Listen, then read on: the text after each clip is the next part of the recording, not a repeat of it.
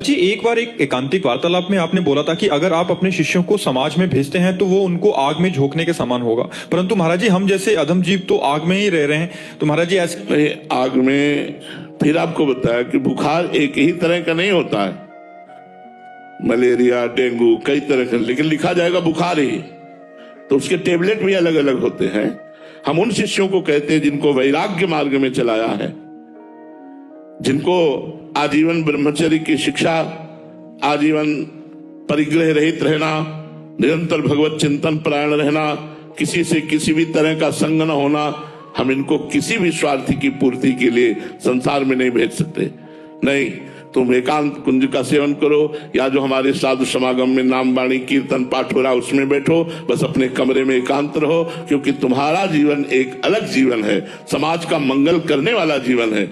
अब गृहस्थ लाखों लोग जुड़े हुए हैं, उनके लिए अलग मार्ग है। ऐसा नहीं कि उनको इसी पद्धति से चलना पड़ेगा, उनके लिए पद्धति अलग है, इनके लिए पद्धति अलग है। तो आप जहां रह रही हैं, क्या वहां नाम जप नहीं कर सकती, वाणी पाठ नहीं कर सकती, ठाकुर सेवा नहीं कर सकती, अपने गुरुजनों की सेवा नहीं कर सकती? अगर कर सकती हैं तो जो इनको एकांत में प्राप्त होगा वो तुम्हें घर में प्राप्त होगा, परेशानी क्या है? एक हम महाभारत का दृष्टांत सुनाते हैं।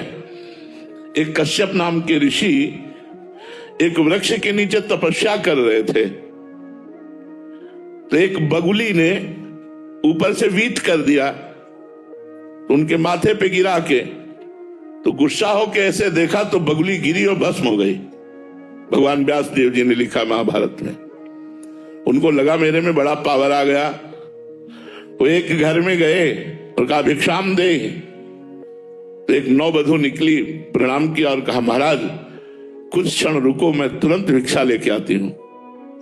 वो भिक्षा के लिए घर में गई तो दूसरे दरवाजे से उसका पति आ गया। घर में किसी किसी में 2 दरवाजे होते हैं। उसने तुरंत पति का आदर किया, उनको ले जाकर आसन पर बैठाला, उनसे मृदु वचन बोले, जल पिलाया। जब स्वस्थ होकर बैठ गए तो पतिव्रता थी, उसने कहा भगवान आपके घर के दरवाजे में भिक्षुक खड़ा है, क्या उसको भिक्षा दे दें? उनका अवश्य अवश्य, पहले जाओ उनको भिक्षा दो। तो इतने में कुछ विलंब हो गया, वो गए तो गए, इतना लेट कैसे हो गई? तो महाराज मेरे पति देव आए हुए थे। तो तुम जानती नहीं मैं कौन हूं? ज्यादा बोलने लगे कश्यप ऋषि। ये लिखित महाभारत की कथा है। उसने कहा महाराज मैं अपने पातिव्रत धर्म के प्रताप से मैं देख रही हूं कि तुम्हारा अंधा और बूढ़ा बाप किस तरह से क्लेश को प्राप्त हो रहा है, और तू यहां तपस्या का नाटक कर रहा है। तूने क्या वृक्ष की बगुली समझ लिया कि तुम देखोगे और भस्म हो जाओगे?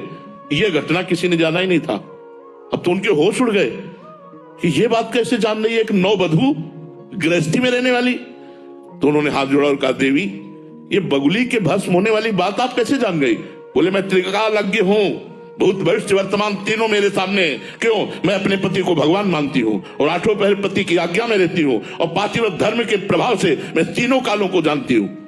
अभी तुम बच्चे हो, जाओ, अगर सच्चा ज्ञान प्राप्त करना है तो कसाई के पास जाओ, और वो मांस बेचते हैं, वो जब मांस बेचकर फुर्सत पावे तब उनसे बात करना। इनके तो होश उड़ गए कि एक घर गृहस्थी में भोग भोगने वाली स्त्री पूरा पर्चा खोल दिया। वहां गए तो देखा वो कोई 1 किलो कोई 2 किलो मांगता था, तो मांस बेच रहा था। घृणा हुई कि अपवित्र मांस बेचने वाला क्या हमें उपदेश देगा। चले, उनका सुनो कश्यप जी, आपको अमुक गांव की बहू ने भेजा है ना।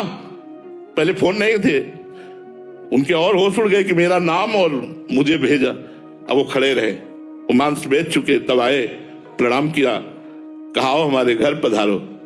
घर ले गए तो सिंहासन पर माता पिता बैठे हुए थे, उनको जाके साष्टांग दंडवत किया।